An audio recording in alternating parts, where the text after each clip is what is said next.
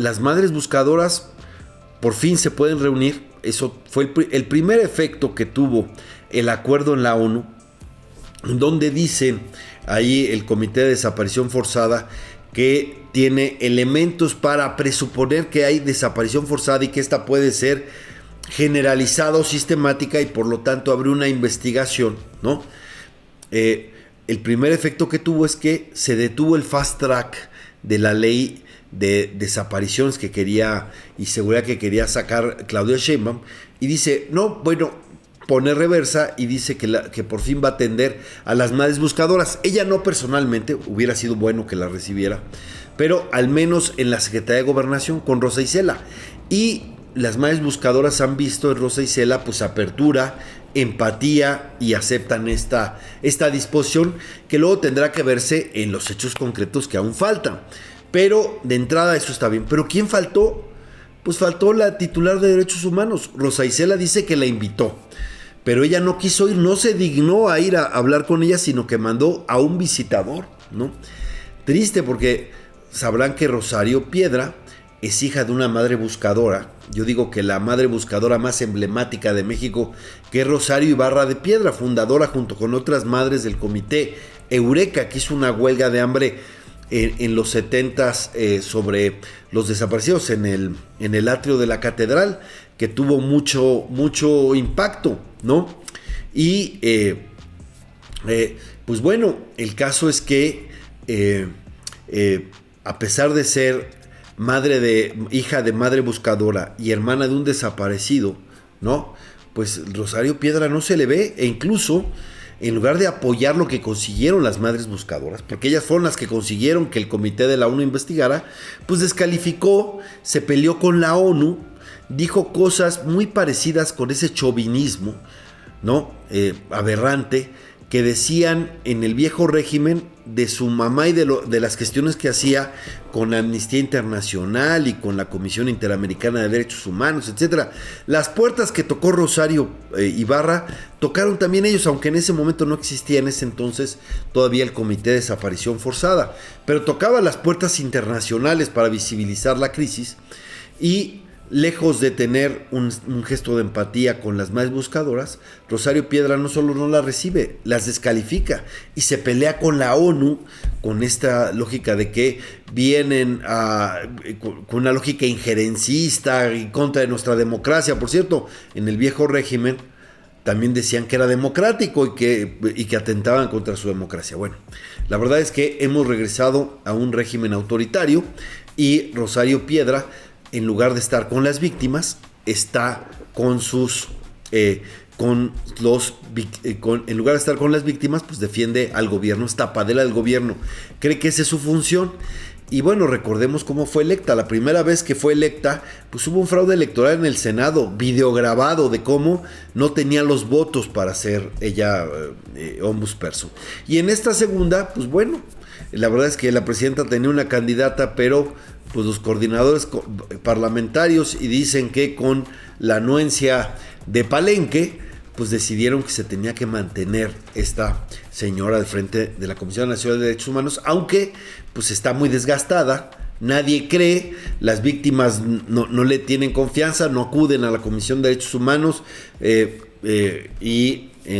o pues no se sienten debidamente representados y están pidiendo las víctimas la renuncia de la ombudsperson. Y esto nos lleva a una reflexión de a quién le sirve una titular de la Comisión Nacional de Derechos Humanos sin legitimidad, sin autoridad moral, sin el respaldo de las víctimas, sin el respaldo de la sociedad, sin credibilidad. Pues no le sirve a nadie, ni siquiera le sirve al régimen y tampoco le sirve a la presidenta ni acá, porque uno piensa, ¿por qué es que están llegando todos los asuntos a las instancias internacionales? Pues porque aquí la CNDH no es creíble. Si la CNDH fuera aquí creíble y resolviera las cosas y fuera eficiente, pues muchas cosas se quedarían en México y se resolverían en México. Pero como las víctimas no cuentan con la CNDH, pues se van a las instancias internacionales y esto escala los problemas. Eso, por cierto, lo entendió de alguna manera Peña Nieto. Ahí Peña Nieto en su primera etapa estaba con Complacencia, así le decían a Plasencia, y era no tan malo como Rosario Piedra, pero tampoco tenía apoyo de la sociedad civil y en muchos casos no hacía bien su trabajo. Y entonces Peña Nieto veía que le caía al Estado mexicano muchas cosas del extranjero y entonces puso a González Pérez, a que luego fue abogado de la UNAM y que hizo un gran trabajo al frente de la CNDH, le dio credibilidad, hizo una muy buena investigación sobre Ayotzinapa, etcétera, ¿no? Y está, por cierto, ¿cómo pueden decir que no hay desaparición forzada en México? Es absurdo decir que no. De hecho, en los datos oficiales se reconoce que hay eso. Hay al menos 124 casos ya resueltos con desaparición forzada desde el Obradorato para acá.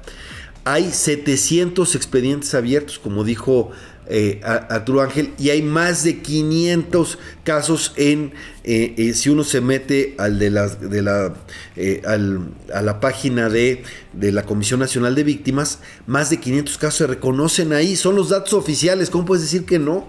Y lo peor de todo, dice la Comisión de Derechos Humanos, es que la inmensa mayoría de los casos son solamente los criminales, no tiene que ver ningún agente del Estado. Y me pregunto, ¿y cómo lo sabe? ¿Cómo lo sabe si hay una impunidad del 99%? ¿Cómo sabe si las fiscalías están rebasadas y no investigan? Y tan no investigan que quienes tienen que investigar son las madres buscadoras que hacen el trabajo que debieran hacer las fiscalías, y ellos son los que están buscando a sus hijos, entre otras cosas, porque las fiscalías no resuelven. Y si las fiscalías no resuelven y no hay ese caso y están totalmente rebasadas, ¿cómo puede decir y asegurar la Comisión de Derechos Humanos que no tiene que ver ningún ente del Estado y por lo tanto no es desaparición forzada? Pues es absurdo, se mata sola la Comisión de Derechos Humanos, se anula sola, aquí no puedo decir este tipo de palabras, se anula sola la Comisión de Derechos Humanos precisamente al hacer este tipo de señalamientos. Y una de las cosas que tendrá que ver la comisión es pues precisamente esto y hablar con todos, y le está aceptando. Pero una cosa grave que tenemos que ver, Rosario Piedra está diciendo que no van a dejar entrar y que no van a permitir que venga la Comisión de Desaparición Forzada. Primero, ella no tiene atribuciones para negarle a nadie la entrada a México, pero se está adelantando algo. La comisión no puede venir a México si no es aceptada por el país.